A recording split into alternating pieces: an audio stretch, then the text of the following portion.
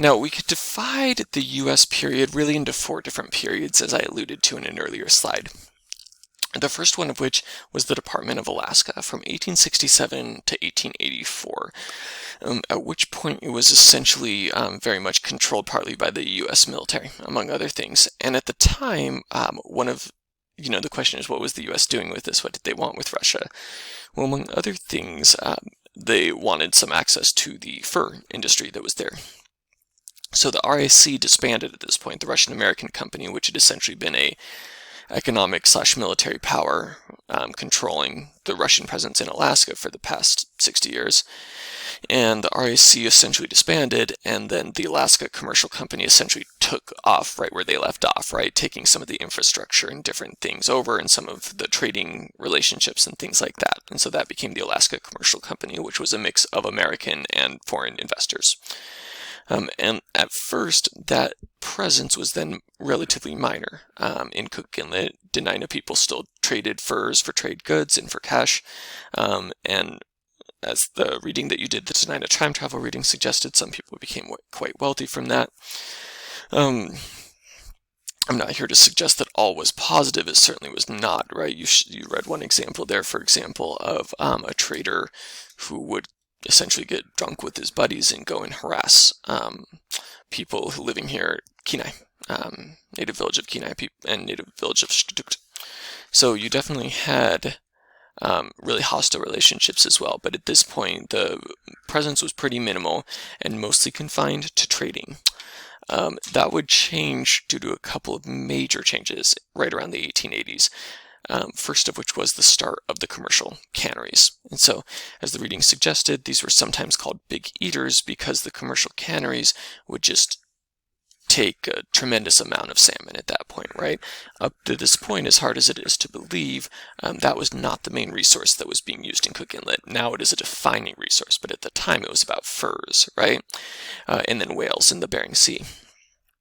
But once the technology developed to the point where people could do factory commercial cannery operations, where you could effectively store salmon over long distances relatively inexpensive in these small cans, that became a major operation. You had a number of wealthy business owners from the lower 48, railroad tycoons, things like that, people from Seattle, people from San Francisco who came up, set up canneries, and would use things like fish traps on the mouths of the rivers, sometimes asking for permission from Alaska Native people who had customary ownership rights, but certainly not always. Certainly not always in Cook Inlet, and there was a tremendous amount of pressure then on the salmon population, which of course led to a tremendous amount of pressure on the Dena'ina population and Yupik and Alutiiq population, given how heavily these groups relied on salmon at the time.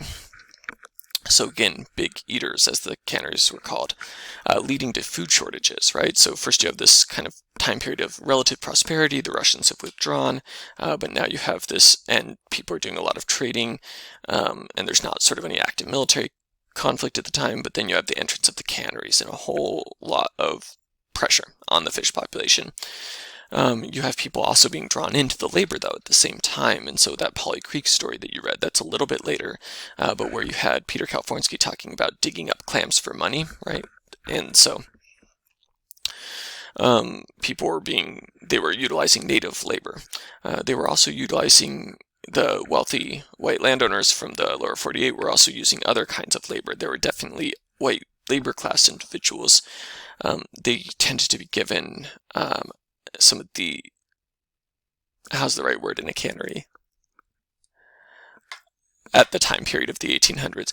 Canneries in the 1800s had some pretty, as you read about in the Johnson reading, some very grim conditions. And so white laborers oftentimes received more pay, number one, for their labor, and number two, tended to have some of the less terrible positions. I don't want to call them good positions, but at least less terrible within the sort of cannery hierarchy of the labor class of the grunts. So you had that. You also had Chinese laborers. You also had Filipino laborers, as you read about, who came then later. And then and they tended to be sort of paid middle tier salary, less than the white settlers, but then more than Dena'ina people. So native people were also used as laborers, were hired as laborers. Conditions, particularly for Chinese laborers, were pretty intense, as you read about, right, in terms of where they would have to work, the very grimy conditions of sort of the nets and different things.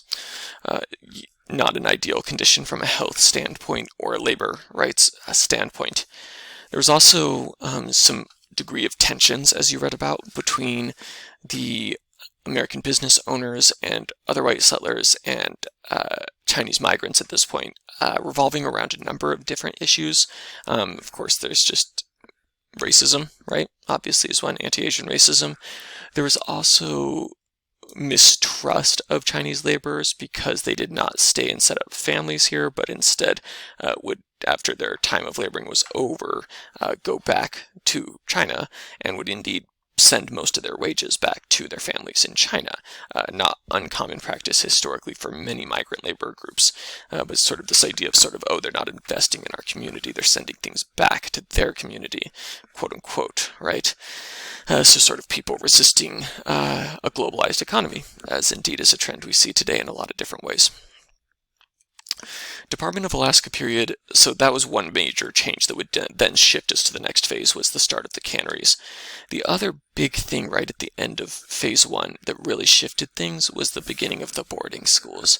This is a difficult topic, a terrible topic in a lot of ways, and I hope I can approach it with sensitivity and do it justice to just how horrific it was, but also at the same time be sensitive and aware of the fact that talking about it can affect different people in different ways. There were definitely people who lived through this time period and as a result had a lot of trauma associated with talking about it or remembering it because of the pretty rampant abuse that happened in some schools more than others, but definitely in a lot of the schools. So you had the start of the boarding schools, the first boarding school in 1878. At first, these were church schools, by which I mean that they were run by the different Christian church denominations at the time, predominantly Protestant church denominations.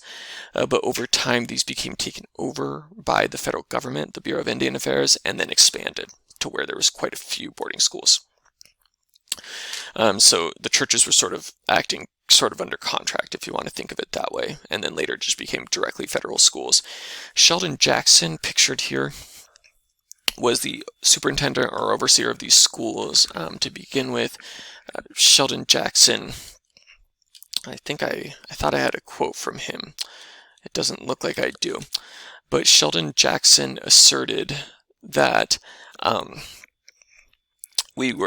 the schools were to be teaching people to be American citizens, and that therefore they should be taught in English, and that wherever possible the native language should not be used, and that all instruction should be in English. He was very much pro-assimilation policies, wanting Alaska Native people to become more Americanized. He was also very much in favor of people being taught in Christianity at these schools. So this was very much coerced assimilation in many cases. People would be physically abused for speaking their native languages in the school system. For example, kneeling on rock salt for young girls, or having mouths washed out with soap, things of this nature.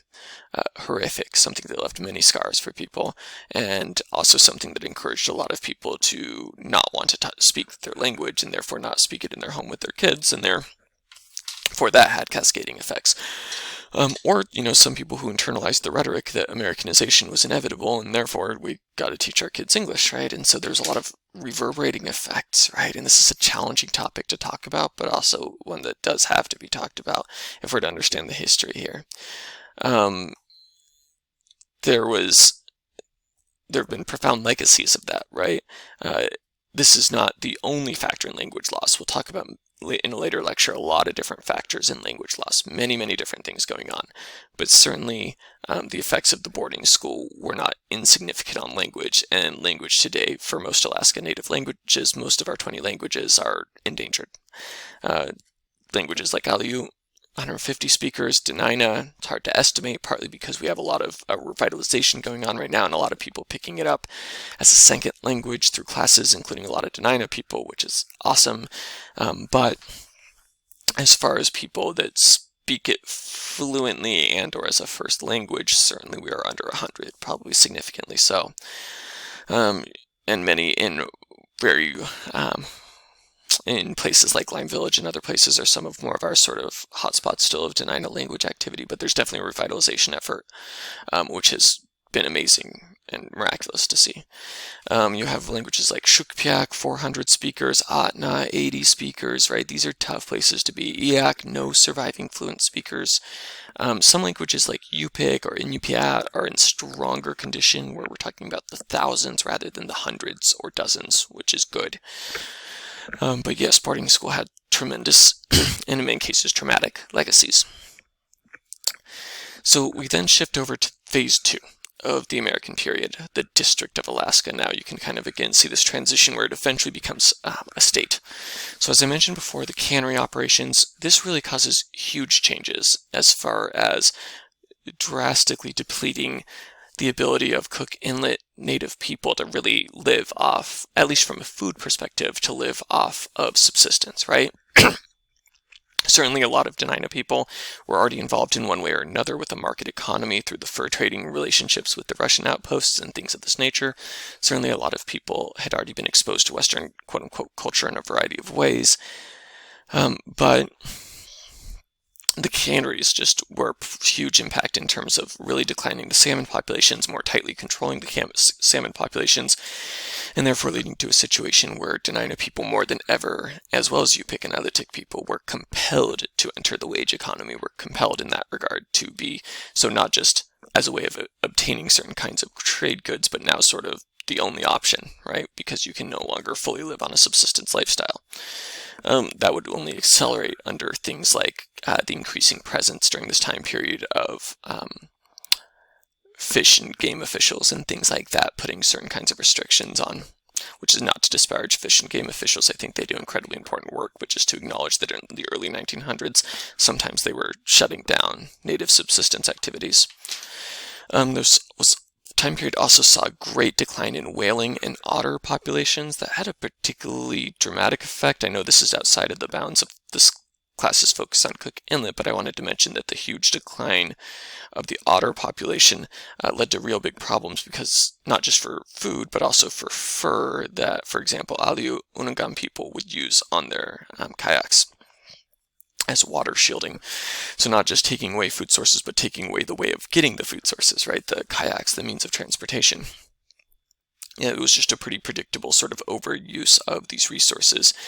I wouldn't say that it necessarily wasn't happening under Russian colonialism. It certainly was, and in some areas had already been very much depleted, but it just further happened under the American Commercial Company. The next huge shift was the 1896 to 1899 gold rush. Gold had actually already been discovered as early as 1888, but it was in the very last final years of the 19th century of the 1800s. By the way, I hate that the 1800s are called the 19th century. I find that needlessly confusing. It should be called the 18th century, and we should call 0 to 100 the 0th century. It would make things so much easier, and you wouldn't always have to calculate in your head minus 100 when somebody says 19th century. But I digress. Anyways, 1896 to 1899, major gold rush. The Yukon gold rush, which then kind of spilled over into Alaska, as well as smaller gold rushes in other areas of Alaska, which brought thousands of predominantly Euro-American settlers from the lower 48. In 1898, basically Nome gets established by a few people, and within 1 year has grown to the size of 10,000 people. Fairbanks similarly is kind of one of these almost overnight cities as a result of the gold rushes. As the gold rush peters out, there's a certain amount of decline of the population. So bear in mind that you're starting to see decline at this point. And there's a concern actually, and this feeds into the discrimination that would eventually happen. There was a fear because the white population, of course, had never been that big vis-a-vis the native population, but then it had grown very big during the gold rush, but then it was starting to decline, and so there was, so to where it was about 50-50, and there was the a Fairbanks editorial that came out in the Fairbanks paper, where they essentially stated, you know, this is white land, and we need to assert that it's a white state, or white, they wouldn't have said state, but a white territory. So you had this sort of racialized anxiety about sort of native people regaining control of sovereign native lands. So there started to be this decline, but then it wasn't much later that we started to see another resource shape change things up, which was, among other things, coal. So coal was discovered in the Matanuska Valley, among other places, and so there was the beginning of the Alaska Railroad to try to be able to transport the coal more effectively into more southern regions, such as Seward, for then shipping off and things like that. And so that railroad would have major impacts, not the least of which we'll talk about in a minute, but was the formation of a tent city for the laborers, which would eventually become Anchorage. So this railroad, this attempt to get coal from Matanuska Valley, had major ramifications. So again, resources is the driving engine of settlers, right? We've talked about before the idea of resource colonialism and settler colonialism, and in Alaska it was very much resource colonialism always being the first, and then settler colonialism coming along behind.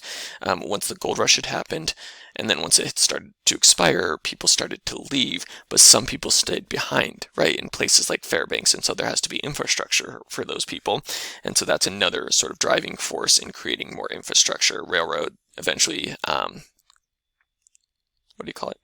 roads and things like that. We then move into the American period, part 3, which is really when we start to see sort of it go from sort of a resource colony / forced assimilation area for things like canneries and whales and gold into a true kind of full-on sort of settler colonized kind of space. From 1912 to 1959, you see a really rapid expansion of the U.S. population. You got to think that at this time, again, for various parts of this kind of American period, there was often more native people in the state than white settlers, and where the white settlers were was very concentrated in certain areas, but in a few key areas, or very disparate, right? Like a ship here or a ship there kind of thing. Now we start to see the establishment of like true population settlers or population centers for the Euro-American population. And I hate to keep saying Euro-American because obviously there were other people as well. There were Asian American cannery workers, Filipino people, for example, that stuck around and made a life here in Cook Inlet. And so there was definitely other groups as well. There were obviously Black Americans, there were Latino Americans, there were many different groups, but the predominant settler force at this point was Euro-Americans and more generally just non-native Alaskans, shall we say non-Alaska native people. So in 1912, like I said, you start to see essentially a tent city set up that for the laborers that were working on the railroad, and that eventually becomes the federal government starts selling the plots of land, which then becomes Anchorage. Anchorage was founded without any sort of military operations, right? It's very different than some of the places in the lower 48 where you had where you had native people actively being driven away by force. Nor was there some of the other accoutrements that we sometimes saw in that period, like certain kinds of things. Instead, Anchorage, though, was more of a sort of not so slow creep, if that makes sense, but sort of just a thing that grew. And Dena'ina people either got integrated in as people now living in Anchorage, oftentimes in sort of segregated neighborhoods, or oftentimes would move to other villages. In some villages during this time period of the sort of 8 Dena'ina villages right in the sort of Anchorage, Matanuska area, most of those get abandoned. And then you have more and more villages also on Kenai Peninsula. You have some of those starting to become less. And so you have this sort of marginalization and displacement of Dena'ina communities and sometimes being integrated into the urban areas. 1912 is the formation of Anchorage. 1914 of Wasilla, which is interestingly enough named after Chief Wasilla, a Dena'ina chief, a Dena'ina Geshka. 1918, I put 1918, but also 1951. Palmer doesn't get incorporated until 1915, but by 1918, we have a trading post, once again associated with this like coal activity that's going on up in Matanuska Valley. 1935 saw which by the way was called Palmer Post after the owner, which is why we now have the city of Palmer, if you were ever wondering where the name came from. So 1935 sees another big influx of white settlers, Euro-American settlers, under the New Deal. So you have FDR and you have the Great Depression.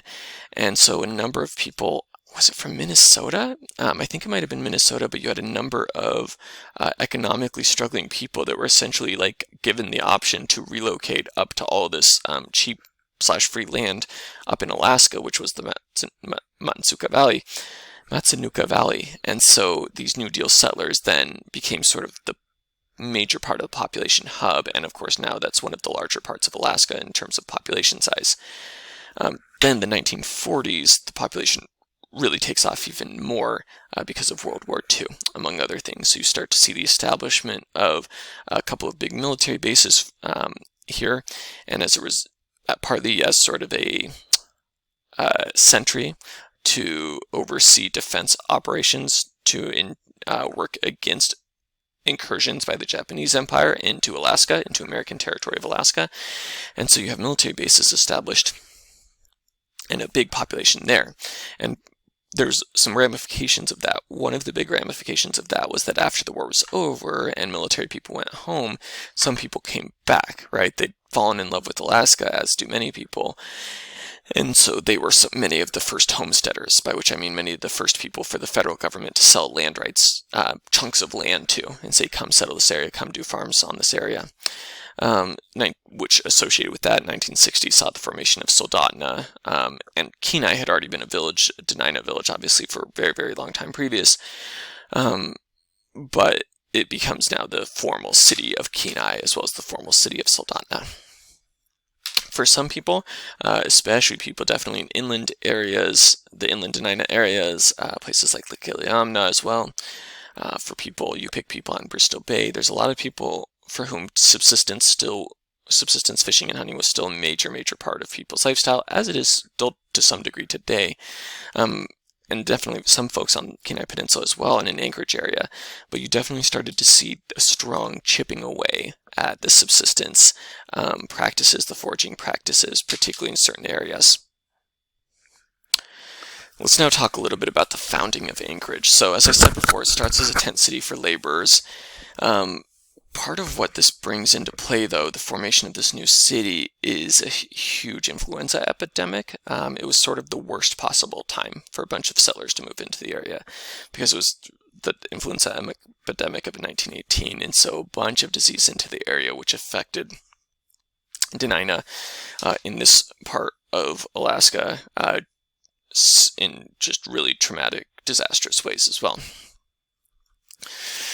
So there's both the influenza epidemic and as well as sort of this expanding city of Anchorage now, which lead to the displacement of a lot of the Ka'enat'ana. So those of you who live up there in Anchorage, Matsu area, you are sort of living in the traditional homelands of the regional band. Remember, we talked about regional bands before, of the Ka'enat'ana, the people of Nuti, or the people of what we now call Nick Arm.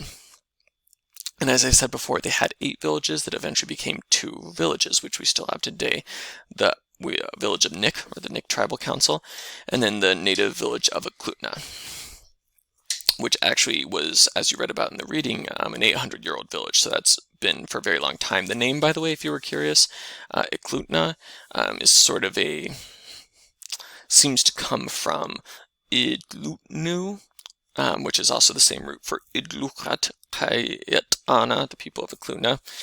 The name for that people in that specific village, but Idlutnu is like a name for a lake and also a river mouth there, but it means like Idlutnu means like 2 objects, so it's talking about like 2 hills that are right there. So anyways, Eklutna and Nick kind of become the 2 strongholds for Dena'ina people in that area. But even Eklutna and Nick have their own pressures going on at this time. So for people living in Eklutna,